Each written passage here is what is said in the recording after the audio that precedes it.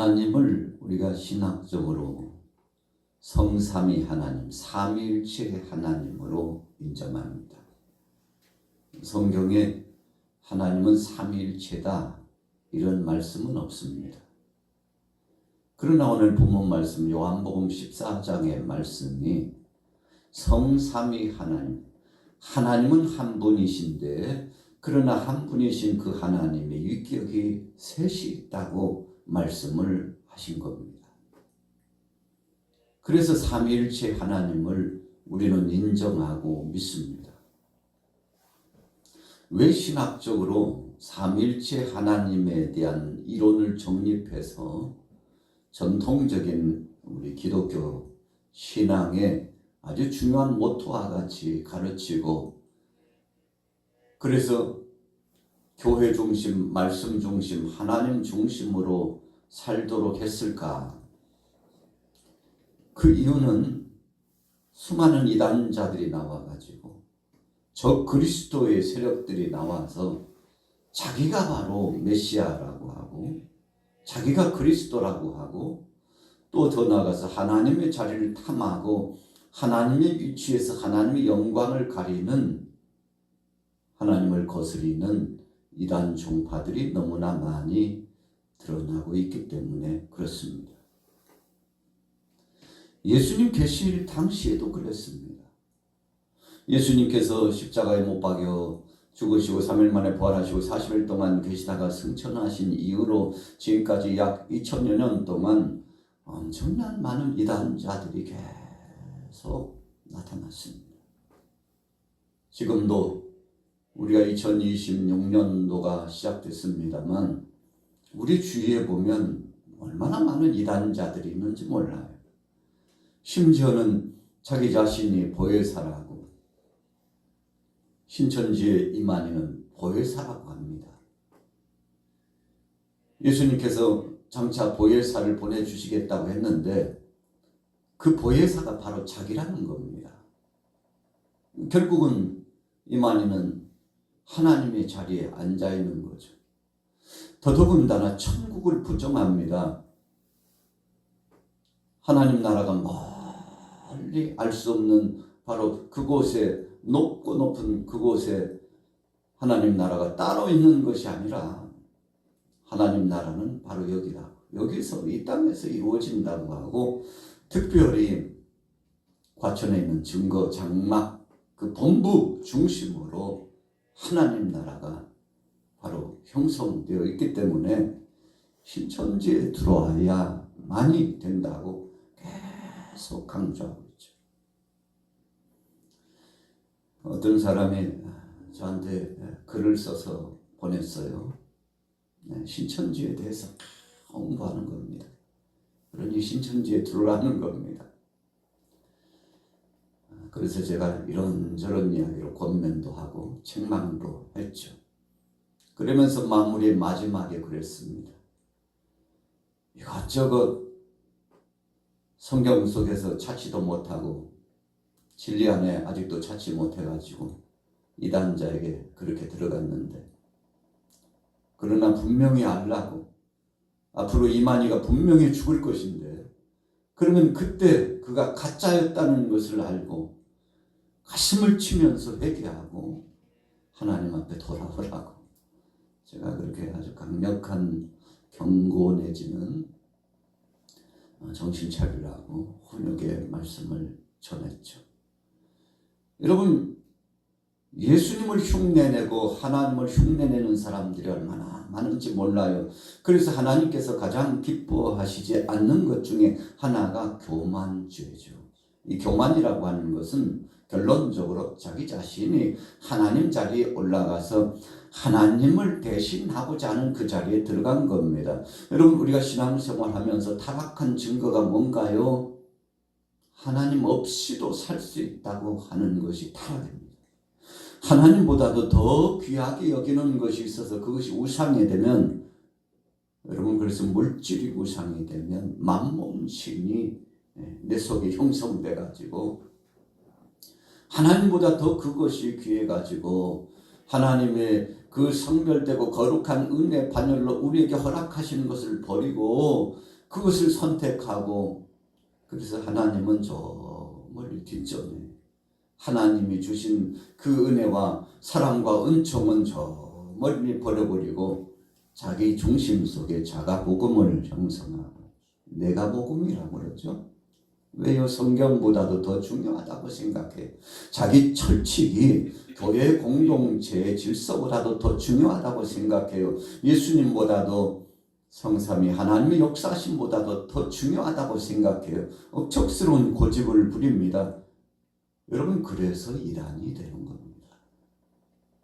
오늘 본문에 예수님께서 사랑하는 제자들에게 이제 예수님께서 곧 죽으실 것을, 그것도 참 3년 동안 동고동락했던 제자들에게 배반당해 가지고 십자가에 못 박여 죽으실 것이라는 말씀을 하셨는데 제자들 참 깜짝 놀랐죠.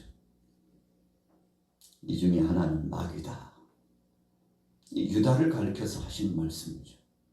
마귀가 그 속에 들어갔다고 했습니다. 너희 중에 한 사람이 나를 팔리라. 여러분, 유다가 은 30에 예수님을 팔죠. 베드로가 듣고 보니까 참 말도 안 되는 말씀을 자꾸만 하시죠. 아니 선생님, 무슨 말씀이에요? 죽으신다는 말씀은 뭐고, 또 배반하여 판다는 말씀은 무엇이고, 다 주님을 떠나 달아난다는, 도망자가 된다는 말씀은 무엇이고. 아닙니다요 주님. 저는요 주님 앞에 지금 장담하고 맹세하건대 죽을지언정 주님을 따라가고 주님을 쫓아서 주님을 보호하고 주님 앞에 서서 수제자로서 제자다운 삶으로 끝까지 이 자리를 지킬 것입니다. 예수님이, 제자들이 다 주님을 떠나고 주님을 배반하고 다 울기 전에 3번 베드로는 부인하고, 나와 함께 그릇에 손을 넣는 자 유다, 너는 나를 팔게 되리라. 결국은요 제자들이 다 예수님 배반하고 떠날 것을 말씀하셨는데, 제자들 아무리 생각해봐도 절대 그럴 일이 없다고 장담했죠. 맹세까지 했습니다. 그러나 어떻게 됐나요? 한 사람도 예수님 곁에 남은 자 없이 예수님과 함께 나도 죽겠다고 로마 군병들에게 예수님 십자가에 못 박여 죽이려거든 우리도 죽이라고 동산까지 올라가서 항거하면서, 저분이 바로 메시아인데 당신들 정말 큰 죄를 범하는 것이라고, 저분 죽이려거든 우리도 같이 죽여달라고 12제자가 적어도요 동산까지 올라 쫓아가가지고 예수님이 십자가에 처형당하시고 못 박여 죽으시는 형장을 막아섰어야 정상적인 제자들이었죠. 적어도 장담까지 했기 때문에요. 그러나 아무도 그러지 못했습니다. 예수님과 가장 가까이 마리아와 여인들과 더불어서 함께했던 요한도요, 요한 사도도 예수님을 죽여서는 안 된다고 나가서 항거하고 나가서 나도 죽여달라고까지는 하지 못했다 이겁니다. 여러분, 그러니까 예수님 말씀대로 결국은 제자들 다 약한 마음 가지고 주님 떠나갔죠.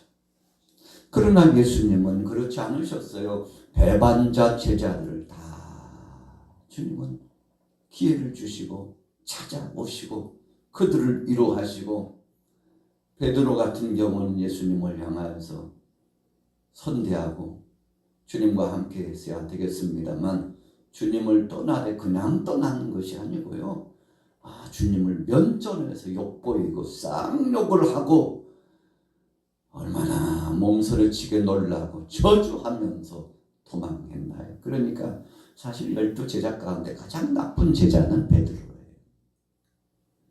예수님 면전에다 대고 그냥 쌍욕을 퍼부었습니까? 그렇게 강력한 부정을 해야만이 주위 사람들이 베드로 밀고 하지 않고, 베드로를 향해서 계속 예수 제자라고 이야기하지 않고, 이 정도는 부정해줘야 사람들이 내가 예수 제자 아닌 것을 믿을 거라고 여러분 그래서 베드로는 참 나쁜 제자잖아요. 어떻게 예수님 면전에서 그렇게 욕보이고요. 마치 자녀가 아버지, 어머니 앞에서 부모 욕을 하고, 어떤 나쁜 자녀들은 폭행도 하고 또 부모를 죽이기까지 하고, 이런 배은망덕한 경우가 어디 있습니까? 여러분 그래서 하나님께서도 사람을 죽인 자는 죽여야 된다고 그 심판의 극치를 사형을 시켜야 된다고까지 하나님께서 말씀하신 이유가 뭔가요? 인간 편에서 이 땅에 사람 편에 주신 계명 가운데 첫 번째 계명이 내 부모를 공경하라 하는 것입니다. 여러분 나 자신이 어떤 존재인지를 알지 못하고 우리가 인생편에 있어서 어떤 태도를 취하고 어떻게 살아야 될지 인간의 도리를 하지 못하는 자들이 얼마나 큰 죄를 범하는 자인가를 하나님께서 10계명 중에 인간편의 계명 첫 번째, 그러니까 5번째 계명이 사람 편에 주신 첫 계명이잖아요. 첫 번째 1호 계명으로 주신 이유가 바로 그것입니다. 부모 공경하는 자는 여러분 더 이상 나쁜 일에 동참할 수 없습니다. 왜요? 선한 양심을 갖고 자기 자신을 돌아보고 부모의 사랑을 돌아보고 공경할 줄 알기 때문에 여러분 그래서 큰 죄 중에 죄가 부모 공경하지 않는 죄가 큰 죄입니다. 여러분 오늘 본문에 보니까 예수님께서 사랑하는 제자들에게 제자로서의 도리를 다하라고 말씀을 하고 계셨죠. 그럼에도 불구하고 배반했던 제자들 예수님은 사랑하시고 그들을 불쌍히 여기시고 다시금 재사명 주시고 베드로를 불러가지고 요한의 아들 시몬아 네가 이 사람들보다 나를 사랑하느냐? 예수님께서 나를 사랑하냐고 물으셨는데 3번씩이나 예수님 사랑하냐고 질문하셔서 물으셨습니다. 시몬아 내 양을 먹여. 내 양을 내 어린 양을 먹여라. 여러분 3번씩 예수님이 물으시니까 참 베드로가 할 말이 없죠. 왜 그랬습니까? 주님을 부정하고 욕보인 자가 어떻게 주님 사랑한다고 경험했거든요. 내 자랑과 그리고 내 장담으로는 신앙이 보존될 수 없다는 것을 그가 철저하게 뼈저리게 체험했어요. 여러분 그래서 장담으로 사는 것이 아닙니다. 믿음으로 사는 거죠. 여러분 맹세한다고 되는 것이 아닙니다. 여러 차례 이래저래 글을 써놓고 나는 절대적으로 이렇게 한다고 여러분 자기 자신을 각성하고 태도를 고치고 결단한다고 해서 되는 것이 아닙니다. 하나님을 향한 신실한 믿음이 있어야 성령님께서 오셔서 우리를 안에 자정하시고 우리와 동행해 주셔야 그때 진짜 믿음이 발동되는 것이지 큰 소리 뻥뻥 친다고 되는 게 아니에요. 여러분 사람 앞에 보이기 위해서 막 이래저래 보인다고 해서 진정한 믿음이 보여지는 것이 아니고 보이지 않지만 이 속에서 아름다운 거룩한 성품이 형성되고 하나님보다도 더 사랑하는 것이 없이 우상 숭배에 빠지지 않고 최고의 사랑은 하나님 사랑이요 하나님을 향하여서 신실한 믿음으로 나가는 것이라고. 여러분 이렇게 자리매김하는 사람이 진짜 믿음의 사람이죠. 여러분 그래서 우리는 하나님 앞에서 부끄러운 자입니다. 부족한 자입니다. 정말 충성하고 열심히 특심했다고 하지만 하나님의 저울에 비춰보면 여전히 부족한 자가 되는 것이 저와 여러분들의 모습입니다. 그래서 우리는 주님 앞에 서면 너무 작아져요. 주님 말씀 안에서 묵상하고 그 말씀 속에서 우리 자신들을 돌아보면 나는 정말 약한 자라는 것을 또 되새기고 또 되새기고 깨닫게 되는 것입니다. 오늘 예수님은 버리지 않겠다고 말씀했습니다. 떠나지 않겠다고 말씀했습니다. 고아처럼 버려두지 않겠다고 했습니다. 성삼위 하나님께서 함께 하시겠다고 했었는데 오늘 본문에 보니까 구체적으로 성령 안에서 함께 하시겠다고 말씀하고 계십니다. 자 보세요. 23절에 예수께서 대답하여 이르시되 사람이 나를 사랑하면 내 말을 지키리니 내 아버지께서 그를 사랑하실 것이요 우리가 그에게 가서 거처를 그와 함께 하리라. 여러분 그랬죠? 우리가 거처를 그와 함께 하리라. 여러분 하나님은 우리를 한 번도 버리신 적이 없어요. 눈에 안 보인다고 하나님이 안 계시는 것이 아니라는 겁니다. 예수님과 함께 있었던 사람들이 궁금해서 물었어요. 아니 아버지를 좀 보여주세요. 아버지 이야기 자꾸 하시지 마시고 그 하나님 아버지를 좀 보여달라니까요. 그러니까 예수님께서 무슨 소리야. 나를 본 자는 아버지를 보았거늘.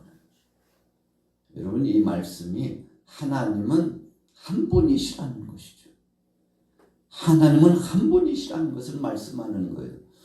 여러분 셋이라고 하는 개념으로 자꾸만 성삼위 하나님의 그 의미 개념을 생각하려고 하고 하나님은 세 분이라는 개념으로 받아들이려고 하면 우리가 혼돈이 오고 신앙이요 잘못된 신앙으로 빠지기 쉽습니다. 아니 하나님이 어디 계시냐고 아이고 역사도 안 해주시고 응답도 안 해주시는데 그까지 하나님 안 계시는 것 같아 라고 말하면 우리가 지금까지 신앙생활을 잘못한 겁니다. 여러분 믿은 것이 아니라 그냥 우리의 마음속에 집을 져놓고 나는 그렇다고 자기가 자기 자신을 인정하는 것밖에는 안 되는 겁니다. 여러분 그래서 눈에 보이지 않지만 그 하나님이 살아계시고 지금도 나와 함께 하시고 그 하나님은 여전히 선하신 편에 결정하고 계시다는 것을 인정할 줄 알아야 환난과 핍박이 와도 주님 배반하지 않고 떠나지 않습니다. 일제강점기 때 참 신사참배하고 여러분 세상에서 가장 신이 많은 나라가 일본이죠. 그래서 그 신이요 얼마나 많은지 그래서 신들의 집합 그리고는 나라를 위해서 죽은 그 영혼들이 바로 신이 돼가지고 이 나라를 지키고 지금 바로 여기에 함께하고 있으니 그 신들에게 경배해야 된다. 이것이 바로 신상이거든요. 이것이 바로 신상이에요. 그러니까 하나님을 마음의 중심으로 온전히 섬기는 사람들이 정말 믿음의 사람들이 오늘 죽는 한이 있어도 신사참배하지 않겠다고.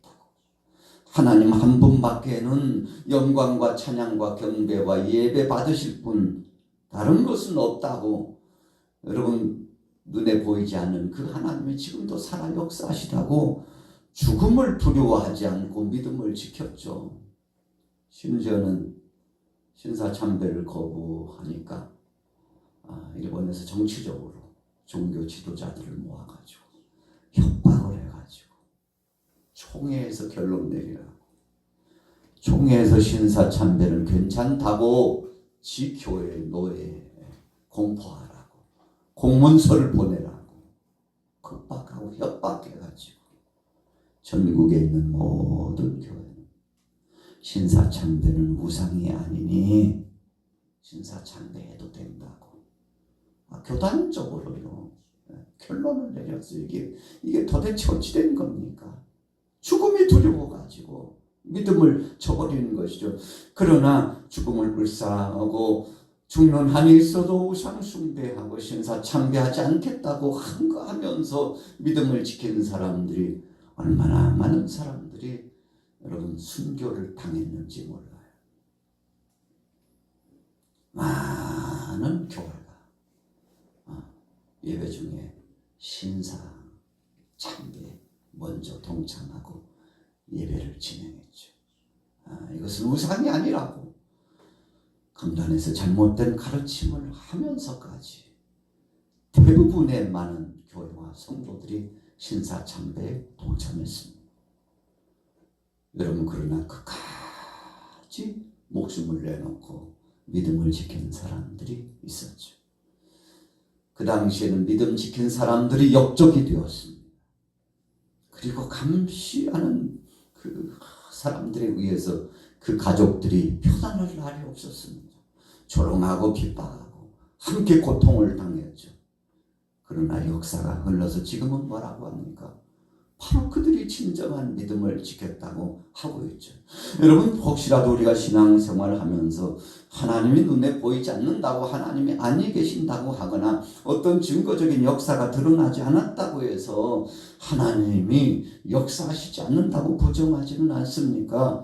여러분, 이 12 제자들이요, 2000년 전에 이미 다 예수님 버리고 떠나고 하나님은 역사하시지 않는다고 그렇게 부정하고서 고향으로 낙향했는데, 참 한편에 보면 예수님이 얼마나 마음이 아프셨겠습니까? 그럼에도 불구하고 주님은 바로 그 약한 자들을 위하여 십자가상에 못 박혀 죽으셨다고 주님은 다 알고 계셨죠. 그래서 십자가상의 치료 가운데서 한 말씀, 정말 뼈있는 말씀을, 우리에게 사랑의 말씀을 주셨는데, 아버지여, 저들이 하는 것을 알지 못하고 하고 있습니다. 저들을 용서하여 주시옵소서. 아버지여, 저들을 용서하여 달라고. 여러분, 그럼에도 불구하고 주님은 용서하시고는 마침내 다 이루었다 하시고 숨을 거두셨는데, 예루살렘의 성전 휘장 위에서부터 아래로 쫙 찢어졌습니다. 더 이상은 이제 짐승 제물이 필요치 않고 예수 이름이면 충분하다고 다 이루시고, 그래서 성자 되신 예수님은 실천적인 구속사역을 이루시러 오셨죠. 하나님 아버지는 계획하시고 성자 되신 예수님은 실천하시고 성령 하나님은 완성하셨다고 했어요. 여러분, 그래서 성령 체험하면 예수님이 어떤 분이신가를 알고 하나님의 사랑의 극치로 이 땅에 오셔서 우리 죄값을 짊어지시고 대신 죽어주셨다는 사실을 믿고 인정하고 한평생 그 은혜에 매여서 감사하면서 사는 거죠. 여러분, 그래서 우리가 받은 복 중에 최고의 복이 예수님을 구주로 영접하는 것이 최고의 복입니다. 그런데 이 최고의 복을 받았음에도 불구하고 혹 우리가 하나님 앞에 복 달라고 했다면 우리는 욕심쟁입니다. 이미 다 주셨거든요. 여러분, 그래서 자족하는 믿음을 갖는다는 것은 하나님이 내게 주시든 안 주시든 하나님이 내 삶을 책임져 주시고 있기 때문에 그 하나님은 여전히 나의 하나님이라고 고백하는 것. 여러분, 이런 믿음이 진짜 내리 믿음입니다. 여러분들은 진짜 믿음입니까? 아니면 무늬만 믿음입니까? 여러분, 우리 자신들을 돌이켜보면 우리는 알 수 있습니다. 오늘 저와 여러분들은 본문에서 말씀한 바와 같이 성삼위 하나님께서 함께 하시는데 그 하나님을 믿고 믿음으로 끝까지 승리하시기를 예수님의 이름으로 축원합니다.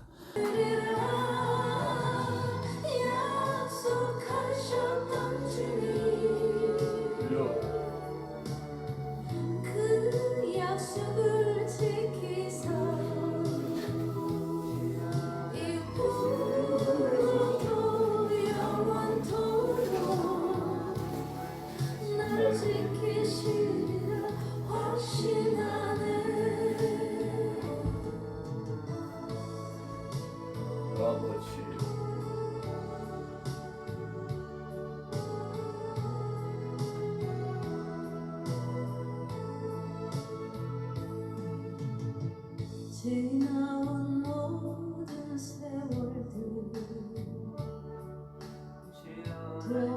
돌아보아도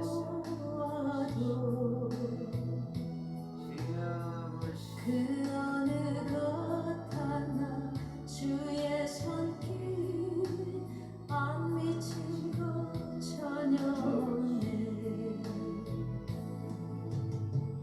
오신 신하신 주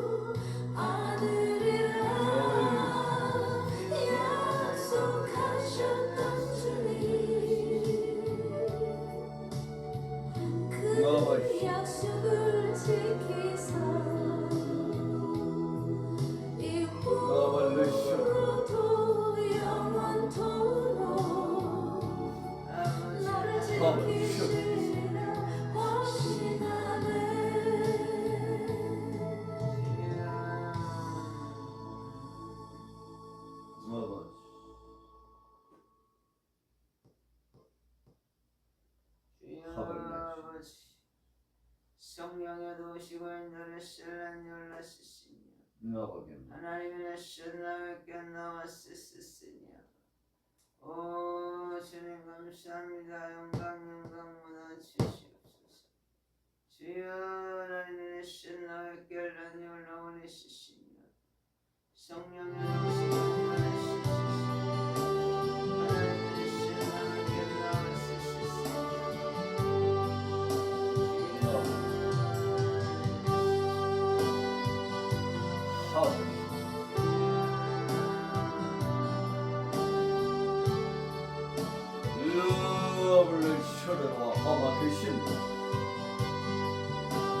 우리의 약함을 누구남을 용서 하나님의 뜻을 거스르는 용사의 새롭게 용사의 새롭게 우리의 불순종과 작은 순대와 이기심 속에 하나님의 뜻을 가진 모든 것을 회개하고 자백합니다.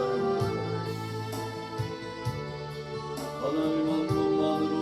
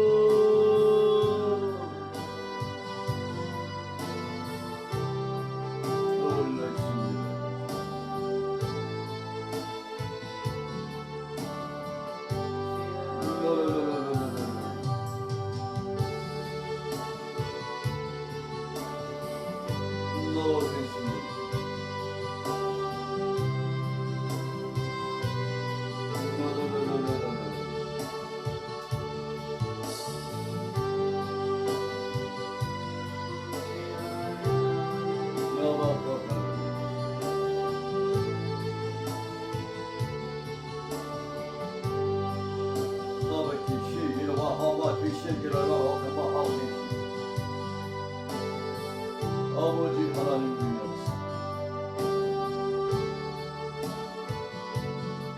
아버지 하나님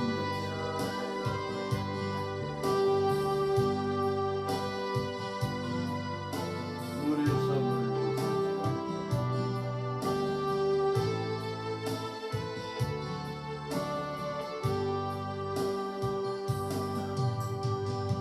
나와 주마다